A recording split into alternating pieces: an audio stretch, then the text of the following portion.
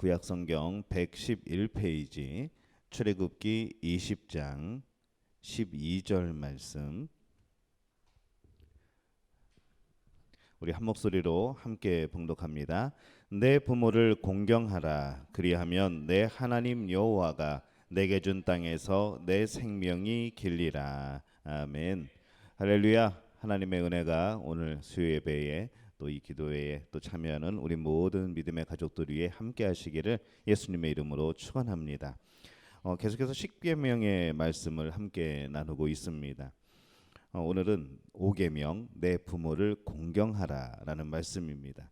우리가 이 10계명의 전체 구조를 살펴보면은 1계명에서부터 4계명까지는 예배의 대상이 누구인가, 어떻게 예배를 드려야 하는가, 예배를 드리는 사람의 이 자세는 어떠해야 되는가, 그리고 예배의 시간과 그 의미에 대해서 말씀을 하죠. 이 하나님과 우리와의 관계, 그 소통하는 방법, 그것을 말씀을 하고 있습니다. 그래서 1계명부터 4계명은 하나님의 자녀들이 하나님을 섬기는 문제에 대해서 그때 지켜야 하는 그런 도리에 대해서 말씀하고 있습니다. 5계명에서 10계명은 하나님을 섬기는 일과 더불어서 이 공동체 안에서 가장 기본적인 인간관계의 부분을 말씀하고 있습니다. 그래서 부모를 공경하는 일에서부터 인권의 문제, 또 재산권의 문제, 그것에 이르기까지 이 하나님을 섬기는 그 마음이 우리의 이웃과의 관계에서는 어떻게 나타나야 되는가, 이것을 말씀을 하고 있고, 또 이 모든 범죄의 가장 기본적인 동기에 해당하는 인간의 마음의 그런 깊은 것의 문제까지도 그렇게 지적을 하고 있는 것이죠. 오늘 우리는 이 평등, 인권, 개인주의 이것을 앞세워서 이 권위를 인정하지 않는 그런 시대의 조류 속에 살아가고 있습니다. 권위 자체를 어느 때부터인가 굉장히 부정적인 것으로 인식을 하게 되는 것이죠. 부모에 대해서도 기본적인 관계까지 무너뜨리면서 이 가정이나 사회에서 거역하는 일들이 빈번히 일어납니다. 예전에는 그 디즈니사의 그 애니메이션들이 이 기독교의 성경을 모티브로 하는 그런 애니메이션들이 굉장히 많았습니다. 근데 어느 때부터인가 우리가 이 디즈니사의 애니메이션들을 보다 보면은 비슷한 현상들이 나타나죠. 이 부모가 무엇인가 요즘 말하는 온전치 못한 가정의 모습, 부모의 모습으로 나타나기 시작합니다. 아이들이 그것에서 굉장히 고민을 하고 갈등을 하고 억압되어져 있고 또 그 가운데 눌려서 살아가죠. 그래서 어떤 계기가 되면은 이 아이들이 갑자기 그 모든 권위를 떨쳐버리고 모든 그런 테두리를 벗어버리고 내가 힘을 내야겠다, 내가 내 힘으로 살아야겠다라는 그런 모습으로 뛰쳐나가기 시작합니다. 그러면서 여러 가지 고난을 겪고 친구들을 만나고 도움을 받아서 결국에는 자아를 찾아가는 모습이 나오죠. 그리고 언덕에 올라가서 외칩니다. 노래를 부르죠. 레디고 그러면서 노래를 부릅니다.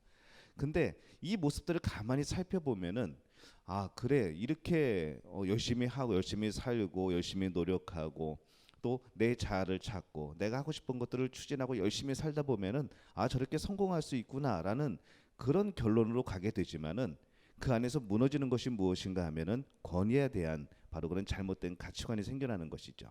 무조건 권위는 우리가 벗어나야 될 것, 잘못된 부모는 무조건 배척해야 될 것, 그리고 어떤 상황에서든지 믿을 거는 내 자신밖에 없다는 이런 개념들이 우리 안에 들어오고 있는 겁니다.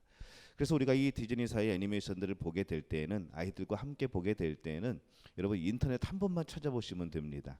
거기서 그 애니메이션에 대한 그런 기독교적인 관점, 이것을 한번 먼저 읽어보시고 그리고 그 애니메이션을 보면은 무엇이 잘못되어지는구나, 무엇이 성경으로의 모티브를 따라가는가, 이것들이 구별이 되어지는 것이죠.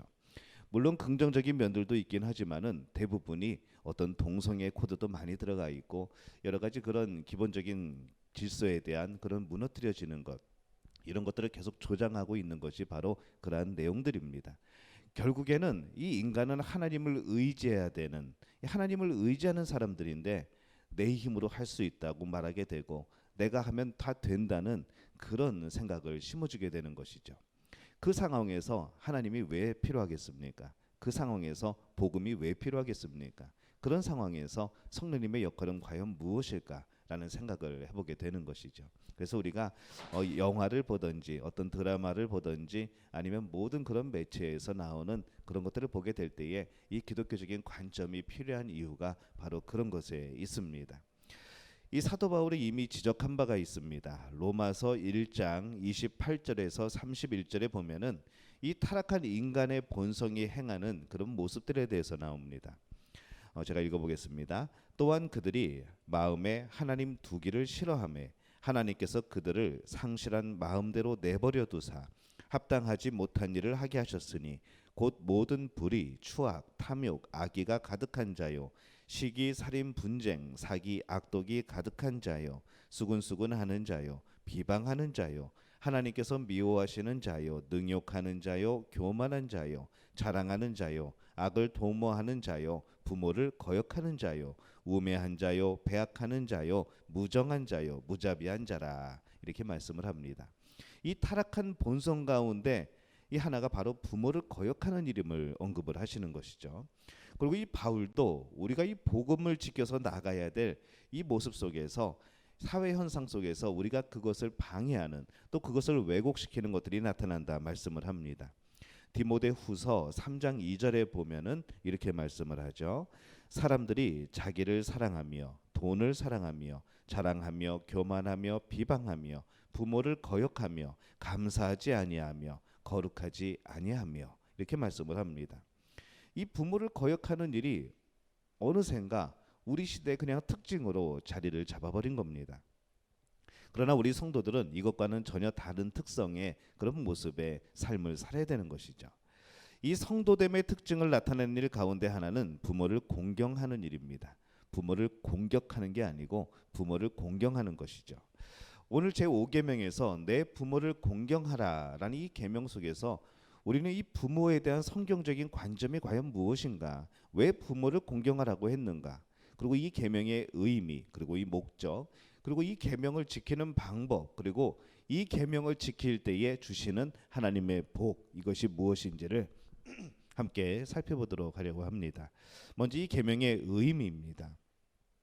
이 계명에서 내 부모를 공경하라고 할 때 이 부모는 과연 누구를 말하는 것일까요? 이것을 밝히는 것이 먼저 선행되어야 될 줄로 압니다. 그래야지 이 계명의 범위를 어디까지 넓힌 것일까 이것을 적용할 수 있기 때문에 그렇습니다. 역사에서 부모를 이해할 때에 이 혈연적인 관계에 있는 부모에게 제한시켜서 생각하는 것이 아니고 연령과 은사에 있어서 이 성경은 모든 윗사람을 포함시켜서 폭넓게 이것을 적용을 하고 있습니다. 이 부모라는 의미는 혈육의 부모뿐만 아니라 연령과 은사에 있어서 모든 윗사람, 가정, 교회, 국가를 막론하고 모든 위에 권위 있는 자들을 말씀을 하고 있다는 겁니다. 그러면 내 부모를 공경하라라는 계명에서 이 공경하다는 것이 과연 무슨 의미일까요? 이 공경한다라고 하는 이 히브리어는 바로 카베이드라고 하는 단어를 씁니다. 근데 이 단어의 의미는 무엇인가 하면은 중히 여긴다, 높은 위치에 둔다, 높이 평가한다 그런 뜻이죠.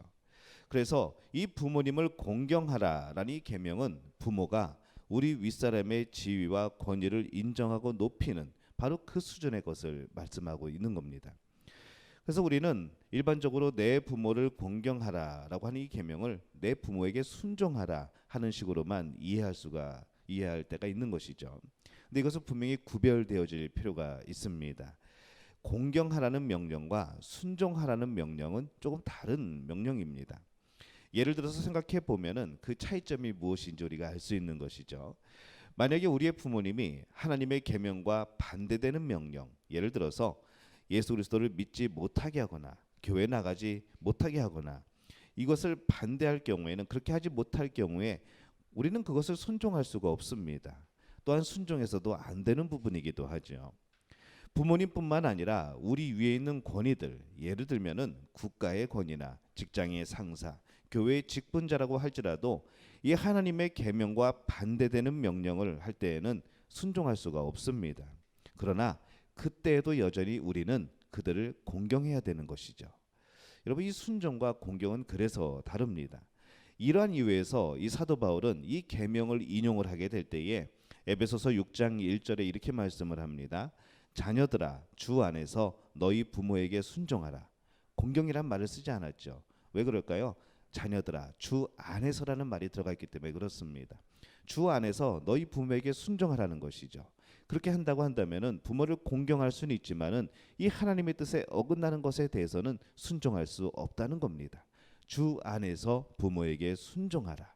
이것이 옳으니라. 그래서 그렇게 표현을 하는 겁니다. 그래서 이 순종하는 것과 공경하는 것은 차이가 있습니다. 우리 성도들은 어떠한 경우에서든지 부모님을 공경해야 합니다. 이 하나님이 주신 질서이죠. 그래서 내 부모를 공경하라라는 이 5계명은 우리를 낳아주신 부모를 포함하여서 하나님께서 우리 위에 세워주신 모든 자들의 권위를 인정하고 높여주라는 겁니다. 왜 이 계명을 주셨을까요? 이 부모를 공경을 통하여서 하나님이 세우신 창조 질서를 보존하기 위함입니다. 그것을 통하여서 하나님을 볼 수 있게 되는 것이죠. 아까 초반에 이 디즈니 애니메이션을 잠깐 말씀을 드렸는데 기존의 권위들을 다 무시하고 그것을 깨도 되는구나, 그렇지 않아도 되는구나, 부모에게 순종하지 않아도 되는구나, 부모에게서 뛰쳐나와도 되는구나 라고 계속해서 반복되어지는 가운데 우리 속에는 무엇이 자꾸 생길까요? 하나님으로까지 그 생각이 올라가는 것이죠. 이 성경에 보면은 우리의 신앙이 성숙하기 이전에 이 성경을 보면은 어떻게 보이는가 하면은 맨 하지 말라는 것만 보입니다. 이거 하지 말라, 저거 하지 말라, 이거 하면 죽는다, 저거 하면 저주받는다, 심판받는다, 저거 하면 벌받는다. 도대체 하지 말라는 것만 잔뜩 있는 것이죠. 왜 하지 말라는지 그 의미를 이해하기 이전에 하지 말라는 것, 나를 올가매는 것 같은, 나를 묶어두는 것 같은 그런 모습으로 이 성경이 보입니다. 그러면 그 권위를 무시하게 되죠. 뛰쳐나가게 됩니다. 결국 그것은 하나님께로 연결이 되는 겁니다. 하나님께서 명령하시는 것들을 거부하고 뛰쳐나가고 결국 그 신앙이 올바로 설 수 있겠습니까? 그가 복받는 자가 될 수 있겠습니까? 그래서 이 권위를 인정한다는 것, 부모를 공경한다는 것을 통하여서 이 창조의 질서, 하나님이 부여해 주신 그 권위를 인정하고 높임을 통하여서 하나님을 발견하게 되는 것이죠. 사람은 인간의 본성의 타락으로 인하여서 가장 높은 지위를 갈망하는 마음이 생깁니다. 하지만은 그 마음이 어떻게 변하는가 하면은 그 높은 자리를 얻지 못했을 때에 그 권위와 그 자리를 거부하게 되는, 부정하게 돼버리는 그런 마음으로 바뀌어 버리게 되는 것이죠. 윗사람을 인정하고 공경하라 하는 이 교훈은 가장 인자하고 미움도 받지 않는 이 혈연적인 부모를 세움으로 인하여서 부모를 공경하라는 그 말씀으로 인하여서 우리의 마음을 부드럽게 만들어주는 겁니다. 무조건 이 말씀에서 5계명이 부모를 공경하라가 아니라 무조건 윗사람을 공경하라 이렇게 되어 있으면은 여기서 뛰쳐나갈 사람들이 참 많은 것이죠. 하지만은 이 부모를 공경하라는 말씀을 주심으로 인하여서 우리는 그 혈연 관계 속에서 부모에 대한 존경심, 부모에 대한 그런 공경함 이런 것들이 나오게 되는 것입니다. 훨씬 더 우리의 마음이 부드러워지게 되는 것이죠. 그 마음이 어디까지 올라갈까요? 하나님께까지 올라가는 겁니다. 왜 이 계명이 중요할까요? 우리가 이러한 목적으로 주신 계명을 지킨다고 하는 것은 부모를 공경하여서 하나님을 알게 되는 겁니다. 하나님을 공경하는 데까지 이르게 된다는 것이죠. 사실 사람들은 성경에 기록된 하나님을 본 적이 없습니다. 그러나 그 어떻게 사람이 하나님을 알 수 있을까요? 그것은 하나님이 세우신 부모를 통하여서 하나님이 어떠한 분인지를 이해할 수 있게 된다는 것이죠. 물론 그 부모의 성품에 따라서 요즘같이 참 유수상에서 입에 담지 못할 그런 잘못된 부모들의 모습과 역할들이 나오는 이런 속에서 우리는 하나님을 잘못 인식하게 될 수도 있습니다. 심지어 왜곡되어질 수도 있기도 하는 것이죠. 하지만 일반적으로 이 자녀들이 하나님에 대한 기본 개념을 파악할 수 있는 것은 바로 부모들이 자녀를 대하는 것, 바로 부모들이 자녀들을 보호하고 양육하는 것, 그 안에서 이 하나님이 우리를 얼마나 사랑하시는지, 하나님이 우리를 어떻게 보호하시는지 그것을 맛볼 수 있게 하는 하나님의 은혜라는 것입니다. 그래서 신앙적인 면에 있어서 어린아이들에게 우리 부모님들은 하나님과 같은 존재가 되어지는 것이죠. 그 사랑을 맛볼 수 있는 통로가 되어지는 겁니다. 예를 들어서 하나님을 아버지라고 하게 될 때에 우리 육신의 아버지를 통하여서 아버지가 어떠한 개념인가를 이해할 수 있는 것이죠.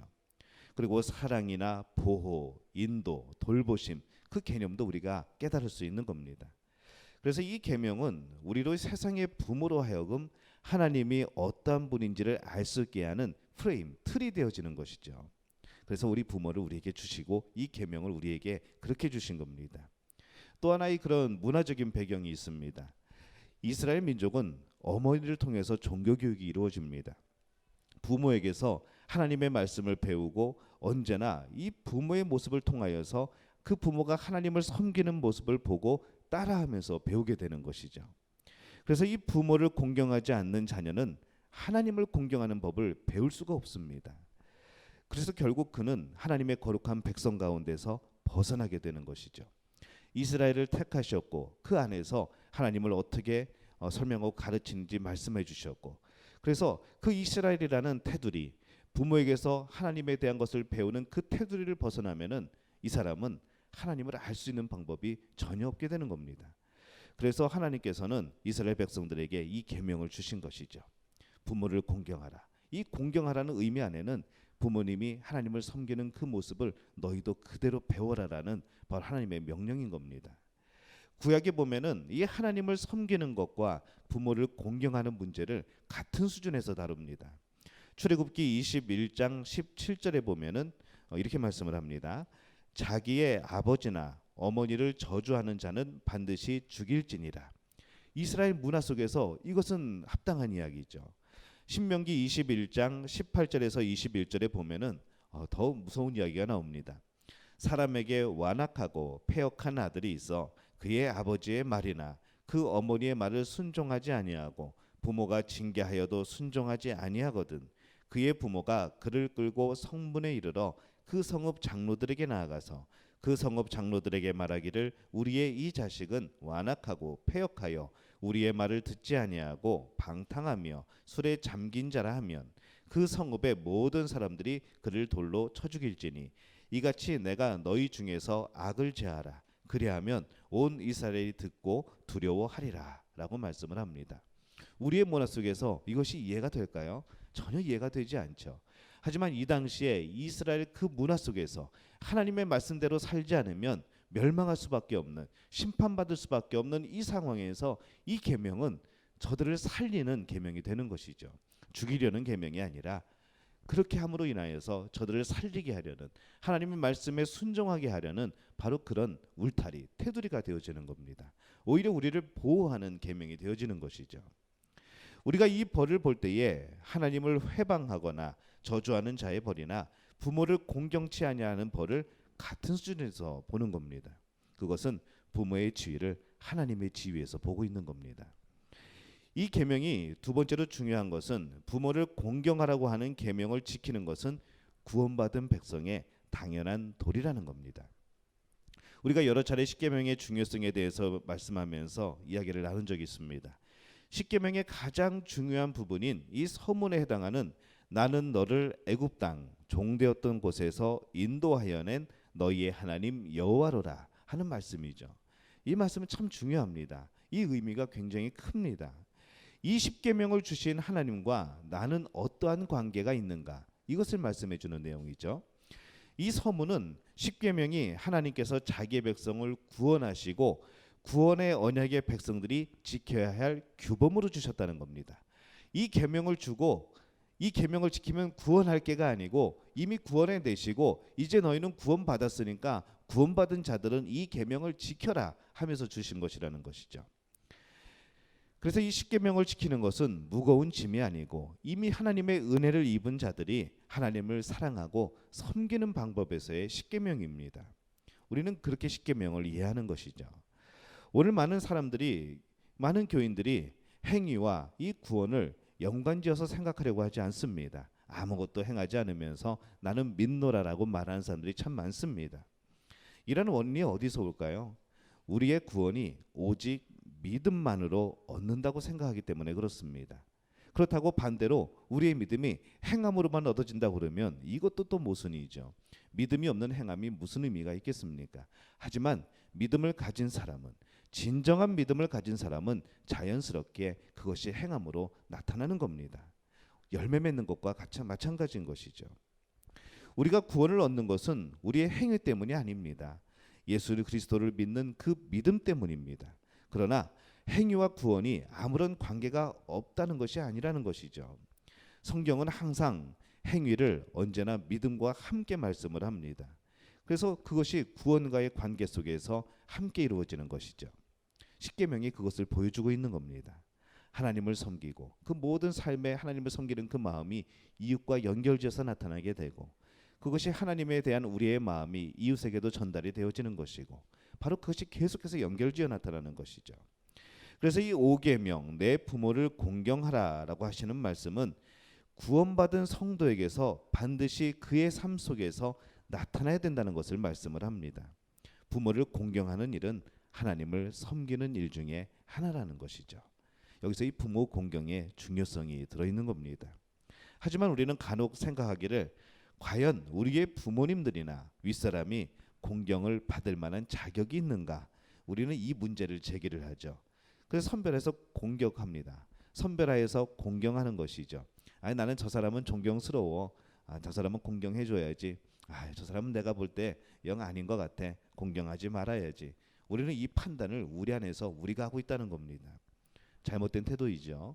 부모나 윗사람의 조건에 따라서 공경하는 것이 아닙니다. 그러면 하나님께서 여러분에게 응답을 주시면 여러분들은 하나님을 공경을 하고, 응답 안 주시고 날마다 고생하게 하시면 여러분들은 하나님을 공경하지 않을 겁니까? 그것이 아니라는 것이죠. 하나님은 어떤 사람이든지 하나님의 섭리 가운데, 그 질서 가운데 바로 그 지위와 바로 그 권위를 부여해 주신 겁니다. 사실 자녀들이 부모를 임의로 선택할 수 있는 것이 아니죠. 나는 이 부모가 좋겠네, 나는 이 가정에 태어나야지 라고 태어난 사람은 한 명도 없습니다. 그래서 우리의 선택 이전에 하나님의 섭리가 있는 것이죠. 하나님의 주권이 있는 겁니다. 우리가 선택할 수 없는 일들, 그것은 하나님의 주권입니다. 하나님께서만 하실 수 있는 일인 것이죠. 근데 자꾸 우리는 그 주권의 영역, 하나님이 가지신 그 섭리의 영역을 자꾸 침범하려고 합니다. 그것이 이해가 안 되면 하나님도 내쳐버리는 것이죠. 우리는 그런 교만을 가지고 있습니다. 이것을 우리가 이해하는 것은, 부모의 공경의 이 계명을 순종하는 것은 우리의 신앙의 가장 중요한 출발점이라는 것이죠. 왜냐하면 그것이 하나님에 대한 우리의 자세이기 때문에 그렇습니다. 어떤 경우에서나 우리는 부모님이나 윗사람을 공경해야 됩니다. 왜냐하면 그것은 우리의 선택 이전에 하나님이 부여해 주신 질서이고 하나님이 부여해 주신 권위이기 때문에 그렇습니다. 우리는 이 부모님을 통하여서 때로는 정말 우리가 보기에는 정말 힘들고 어려운 직장 상사를 통하여서도 우리는 하나님을 공경하는 법을 배우는 겁니다. 인내를 배우게 되는 것이고, 오래 참는 것을, 기다리는 것을 배우는 것이고, 하나님의 때를 기다리게 되는 것이고, 우리는 그런 것들을 배우게 되는 것이죠. 우리 부모님이 어떠한 형편이나 조건에 있는 부모라고 할지라도 우리 성도들은 그 부모님을 공경해야 됩니다. 우리의 직장 상사가 도무지 존경할 수 없는 사람들이라고 할지라도 하나님께서 부여해 주신 그들의 지위를 공경할 필요가 있습니다. 왜냐하면 하나님께서 우리의 선택 이전에 우리에게 그 섭리로, 그 역사 가운데 우리를 그 자리에 보내셨기 때문에 그렇습니다. 이것이 하나님 안에서 살아가는 하나님의 자녀들의 삶에 대한 그런 시각인 것이죠. 왜 나를 여기에 보내셨을까? 여러분, 배울 것이 있는 것이죠. 그 안에서 왜 나를 이렇게 힘든 곳에 보내셨을까? 하나님의 섭리가 있는 겁니다. 새벽에도 전도서의 말씀에서도 우리가 함께 말씀을 나눴지만은, 하나님의 아름다운 때, 그것이 어떤 상황이든지 상관없이 하나님은 우리에게 그 때를 아름다움으로 주셨다는 것이죠. 그럼 우리는 발견하는 것이 뭘까요? 그 안에서 내가 어떻게 이 때를 아름답게 살아갈 것인가? 어떻게 이 때를 즐기면서 살아갈 것인가? 하나님께서 주신 이 선물을 어떻게 즐길 것인가? 우리는 그것을 찾아야 된다는 겁니다. 그래서 부모를 공경하는 것은 구원받은 우리 성도의 당연한 의무이고 계명을 지키는 생활입니다. 세상은 윤리적으로 이야기합니다. 나를 낳아주신 부모님이기 때문에 당연히 공경해야 된다. 우리는 가끔 이게 참 이것도 맞다고 생각했지만은 이것에 벗어날 때도 많은 것이죠.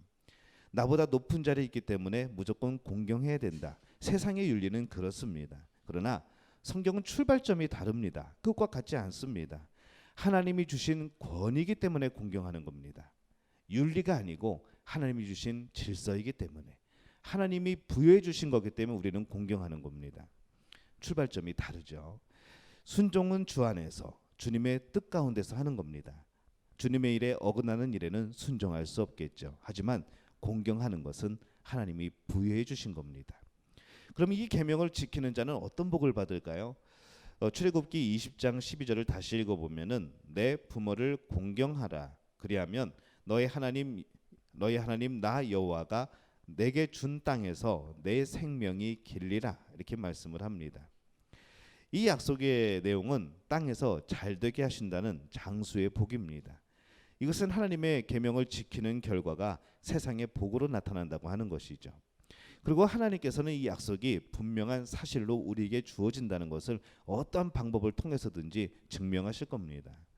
우리는 우리의 가정에서 이 부모를 공경함으로 우리의 성도의 가정이 하나님을 알고 하나님을 섬기는 장소로 삼아지고 또 천국의 모형이 되어야 된다는 것이죠.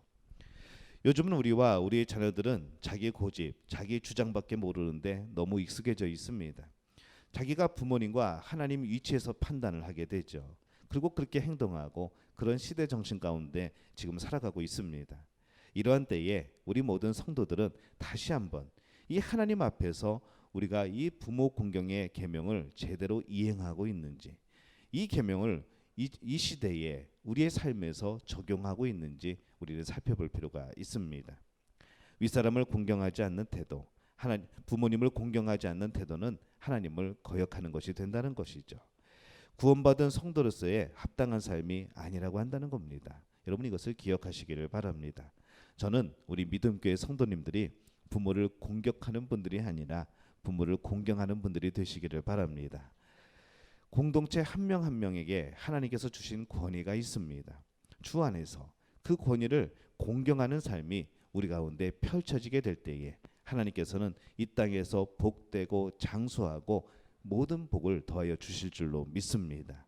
바라기는 이 복을 누리는 우리 믿음의 가족들이 되시기를 예수님의 이름으로 축원합니다.